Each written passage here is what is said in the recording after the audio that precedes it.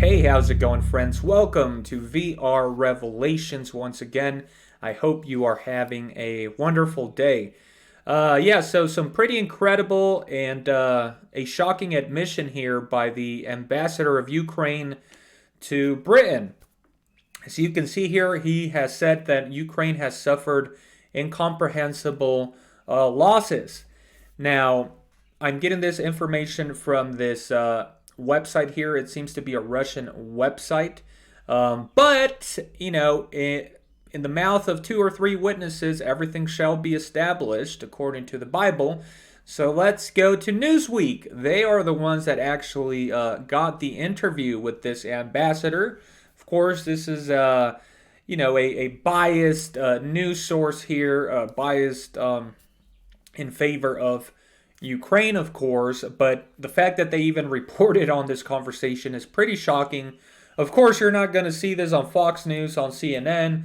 They don't want to report on this because he spits out some truth here.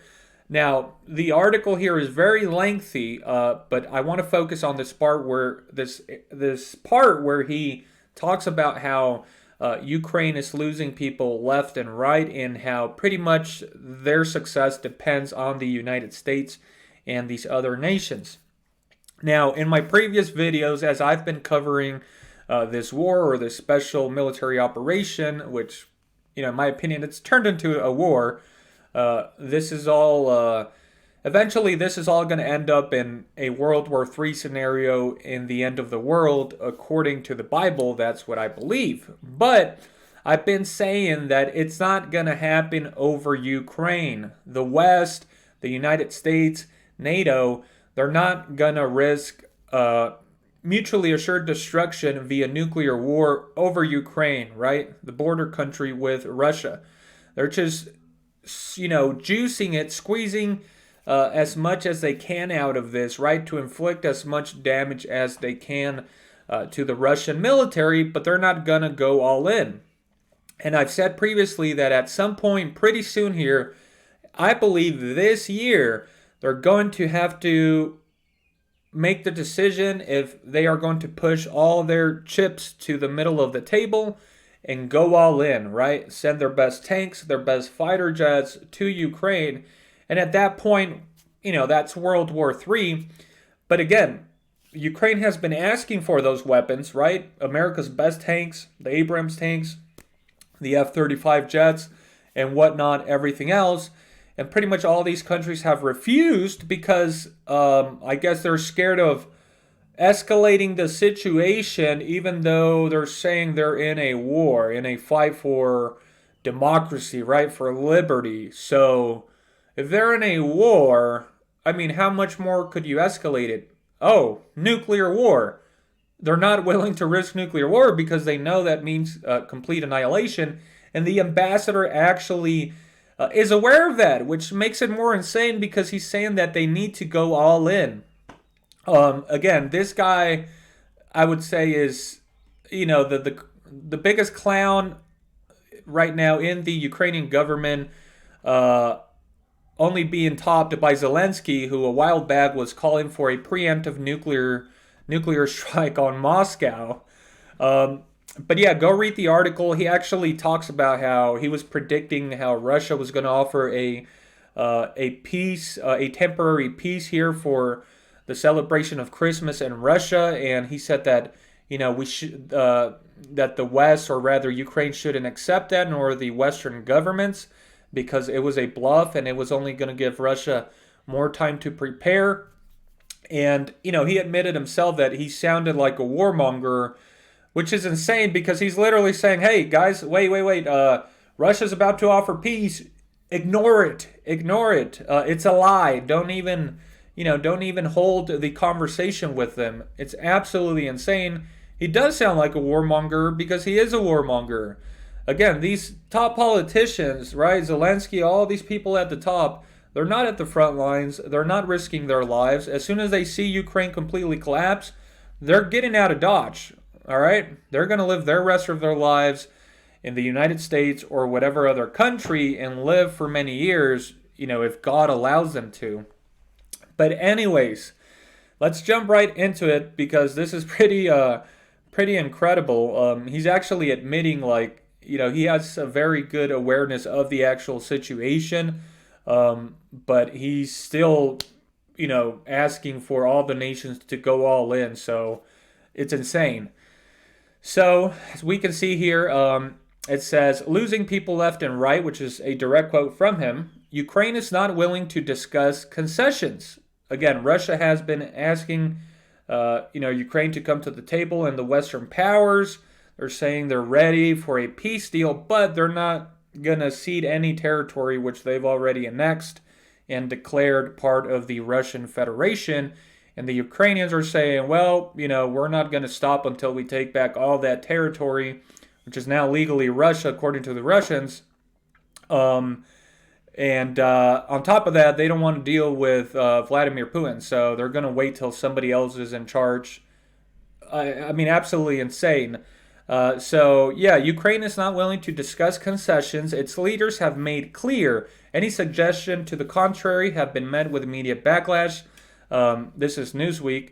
Polls show the vast majority of Ukrainians want to keep fighting. Oh yeah, I'm sure those those innocent civilians are being completely honest. With the Ukrainian government. I'm sure they're not scared to get thrown in jail, called traitors, Russian spies, or shot in the head. I'm sure these polls are very very telling of the will of the Ukrainian people. We've been in the war for almost a year now. Now, this is the ambassador here being quoted. Pritaisko said, we're losing people left and right. We're not advertising how many of those lost are military or civilians, but you can imagine the numbers are huge, indigestible. And the cities, some of them are totally destroyed, as we see in the footage that is being reported daily. He continued, if we stop right now for any sort of peace negotiations, so this is him making the argument for why this should veer for peace, which is insane, the Russians will try to keep their land grabs. That's true. Whatever they've managed to achieve up until now. And most of these areas are quite crucial. For example, this land bridge to Crimea. He went on, they will proclaim victory, meaning they are not going to discuss peace plans because they will tell their own people, we finished up, we reduced the military capabilities of Ukraine via demilitarization, we grew stronger because we have more people, more regions, more everything. And we showed these capitalist pigs that the multipolar world is being restored. Yes, we lost some soldiers, but that was for the sake of the greatness of Mother Russia. So he's very aware of the mentality of the Russians. Of course, the Ukrainians are pretty much Russians. That's their culture, that's their history. They're as related as the founding fathers of America were to England. Kyiv must make its commitment to liberating all Ukrainian territory, including Crimea. Not going to happen. Cleared to foreign partners, the ambassador said, we have to be extremely strong and focused on bringing over this message that we are not trading our lands. The West has now a unique chance, Pritaisko said. There are not many nations in the world who would allow themselves to sacrifice so many lives. Yeah, there aren't many nations that are or rather governments, because it's a government in Ukraine that's doing this, that are as stupid as they are to serve as a proxy and literally have all their people killed over American interests. He's right about that. There are not many nations in the world who would allow themselves to sacrifice so many lives, territories, and decades of development for the purpose of defeating the arch enemy. Man, this is so sad. He realizes that they're literally sacrificing Ukraine for American interest, and he's pretty much crying out to America like, "Hey, man, we're depending on you now. Like our nation is going to be destroyed if you guys don't come in here and win this war for us." And the allies, or rather the U.S. and everybody else, is saying, "Man, we're not going to send our best weapons. We're going to be sending these other weapons. So." Keep on fighting. But again, like I've said in my other videos, when it comes to it, right, when it comes for the time to make that major decision to go all in, they're going to back out. It's going to be an international embarrassment, and it's going to be a catastrophe for the Ukrainian people. He continued, I understand the problem of Russia's nuclear arsenal. Clearly, he doesn't really understand it. The West and the other nations understand it better than he does, apparently. That in the end, they can push the button and destroy the whole planet. Again, some people try to downplay the capabilities of nuclear weapons. I made a whole video on it talking about how it's one of the signs of the end of the times and how God allowed nuclear weapons to be discovered and invented in order to fulfill his prophecy. Go check that out. I even understand what Elon Musk is saying and worrying about, but that's what we face now or later. They're not becoming better. This is what I mean. All hands on deck. Every single thing we can spare to help Ukraine win, he said. Meanwhile, the U.S. and Germany and England and France are refusing to send their top military equipment for fear of the Russian nuclear arsenal, right? So again, these nations, why would the U.S. risk having their country destroyed, right, or the world destroyed via nuclear war over Ukraine?